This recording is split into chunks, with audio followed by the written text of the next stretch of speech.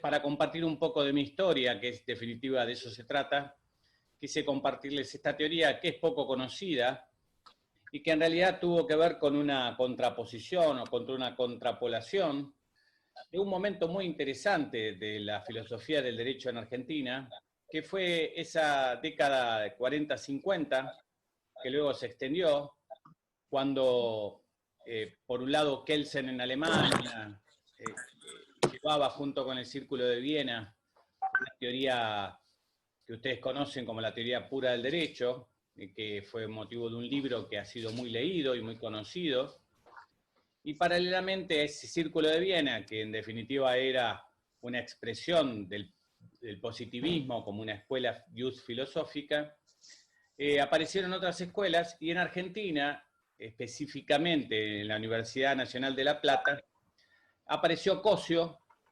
que como titular ahí primero y luego titular en la Universidad de Buenos Aires, empezó a hacer una especie de crítica a esa teoría positivista y generó la teoría egológica del derecho, que junto con otros famosos autores de esa época y muchos miembros de su propia cátedra, armaron lo que sería que se llamó la Escuela Argentina de Filosofía del Derecho, que tuvo mucho prestigio a nivel internacional, a tal punto que el mismo Kelsen vino a Argentina invitado por esta escuela, en un episodio que fue un poco confuso, ya que muchos dijeron que en realidad el problema había sido que Cosio decía que la teoría de Kelsen había sido la antesala para su propia teoría.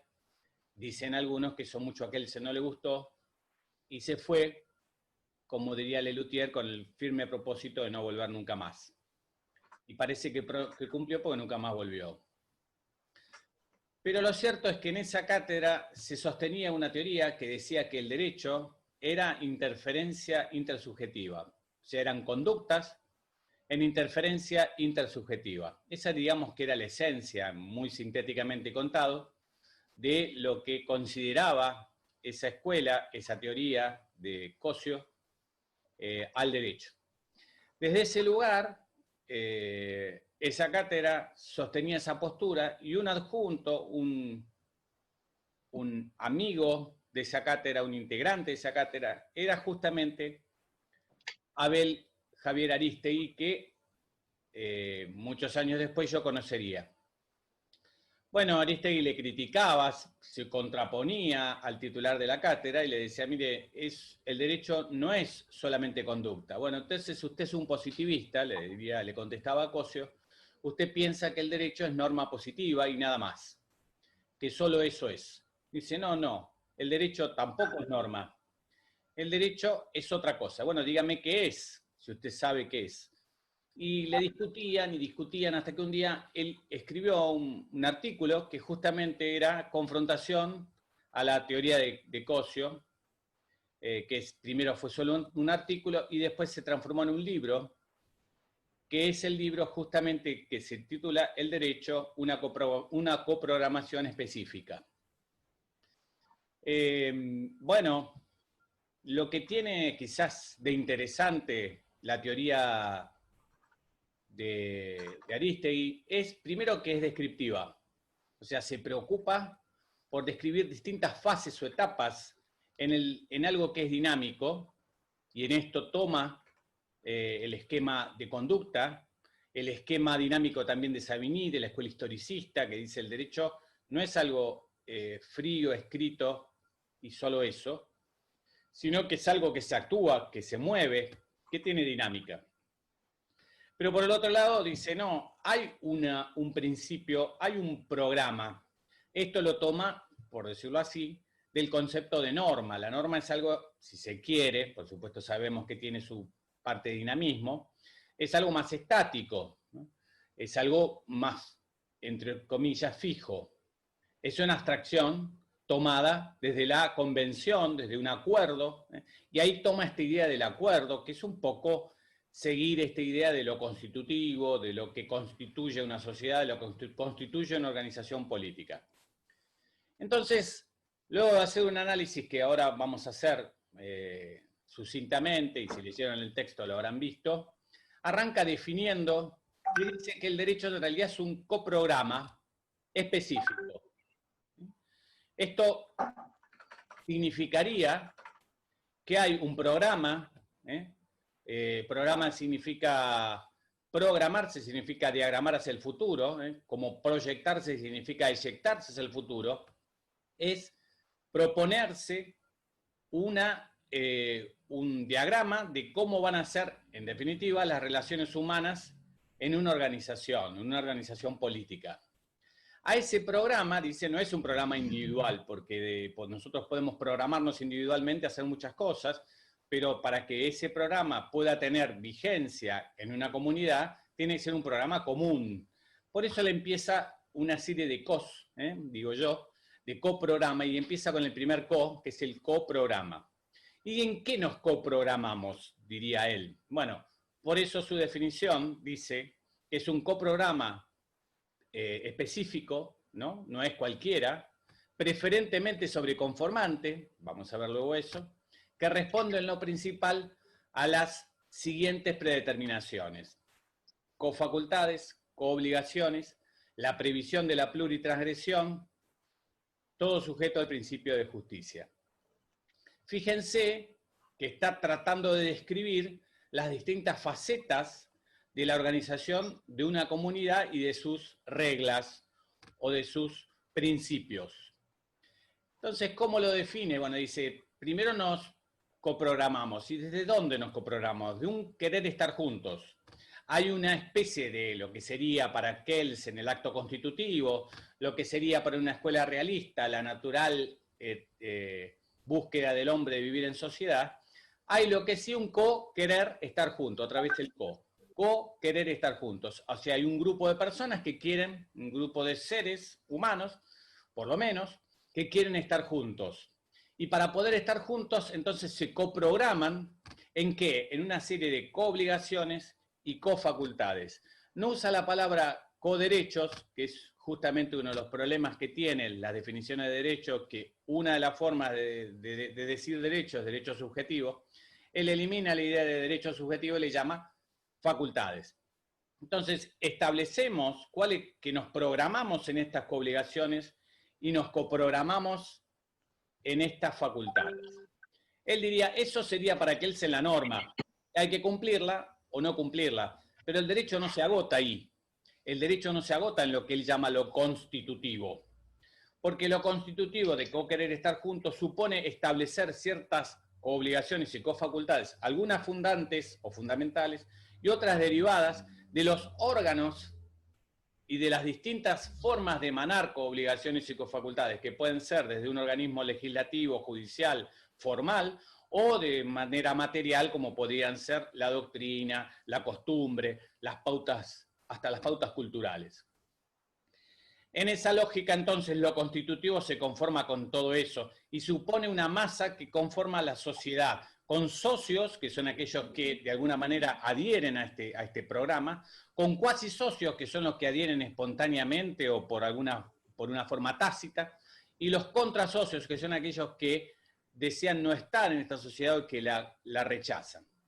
En ese esquema social nacen lo constitutivo, nace de un primer principio de que co-querer estar juntos, que genera coobligaciones y cofacultades. No matarás, no robarás de lo del otro, sí robarás, ¿sí? Etcétera, etcétera.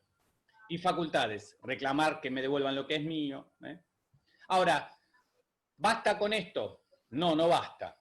Esto requiere también otra previsión, la previsión de la pluritransgresión. Dice, si yo establezco un programa, pero no preveo en ese programa que alguien transgreda, que alguien no cumpla, y que si alguien sean muchos, entonces esos muchos tienen que estar previstos, o esos pocos no deberían ser la mayoría, porque si no, no querrían estar juntos. Si no quieren estar juntos y respetar este programa, en definitiva no están dentro de esta sociedad, o por lo menos dentro de este programa. Entonces, esa pluritransgresión a la que se puede someter cualquiera o la que puede entrar cualquiera, justamente supone no cumplir con la coobligación o no respetar las cofacultades. Ahora, Frente a esto que Aristegui le llama lo destructivo, frente a la pluris de transgresión, que sería lo destructivo, ¿qué destruye? Destruye el principio de lo constitutivo, aparecería lo reconstitutivo, o sea, la vuelta a lo constitutivo. Pero esa vuelta a lo constitutivo solo se puede lograr a través de una condición que es propia también del programa, que se llama la condición jurisdiccional. Porque el esquema de la estructura prevé que no puedan ser las mismas personas, salvo excepcionalmente, las que deban hacer valer sus propias facultades, sino que deban acudir a un órgano imparcial que además va a tener el dominio de la fuerza pública para poder hacer cumplir sus decisiones, y ese órgano imparcial lo llamamos condición jurisdiccional. Esa condición jurisdiccional va a ser el que dicte y diga, bueno, usted no ha cumplido con el programa, y en algún caso es uno de los que coprograma, es una de las fuentes de ese programa, ¿no? Bueno, bien, y entonces, ¿basta con esto? No, además de todo esto, esto empieza a ejecutarse en esta ejecución de estas condiciones, de este programa, de este coprograma que se va a circular y que va a tener como objeto a una estructura, a un sujeto, a los sujetos que a su vez están coprogramados. Eso quiere decir que están internalizados en este programa común, y si no están internalizados, no lo van a ejecutar.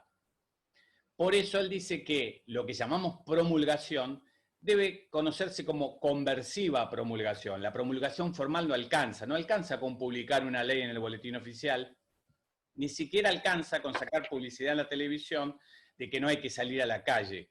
Hay que lograr que la gente acepte, se coprograme y acepte y luego ejecute estos principios que ha aceptado, este programa que ha aceptado. Y ese programa se acepta en la medida principalmente de creer que el programa básicamente es útil. ¿Y es útil para qué? ¿O para quién? Para la comunidad, pero básicamente para el fin que está por encima de toda esta estructura, que es un principio, y aquí hay una diferencia esencial con otras escuelas, que es la justicia.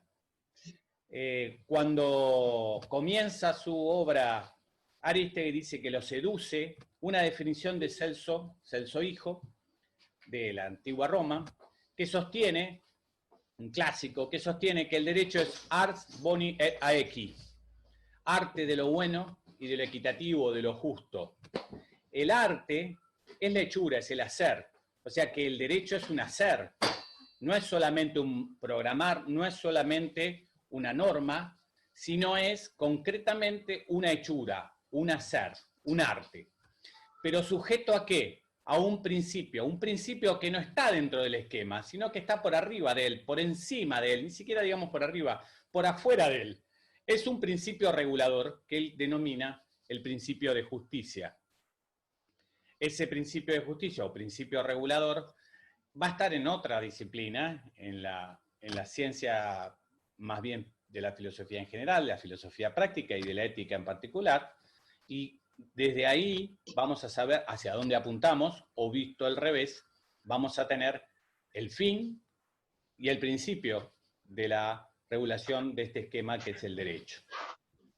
Por eso, él termina concluyendo que el derecho no es, que el derecho, por supuesto, no es solo costumbre, no es solo conducta, el derecho no es solo norma, el derecho no es solamente cultura, el derecho no es solamente historia, el derecho no es lo justo, como diría Aristóteles, no es la concreción de la justicia, sino es una práctica que pretende la concreción de la justicia. Porque la justicia, como bien, no integra este sistema. Y en eso hay una coincidencia con Kelsen. Toma entonces un poco de Cossio lo que tiene que ver con la conducta como práctica, toma un poco de Kelsen el acto constitutivo, la estructura de lo constitutivo, y entre ambos arma esta teoría que, bueno, que les acabo de explicar, ¿sí?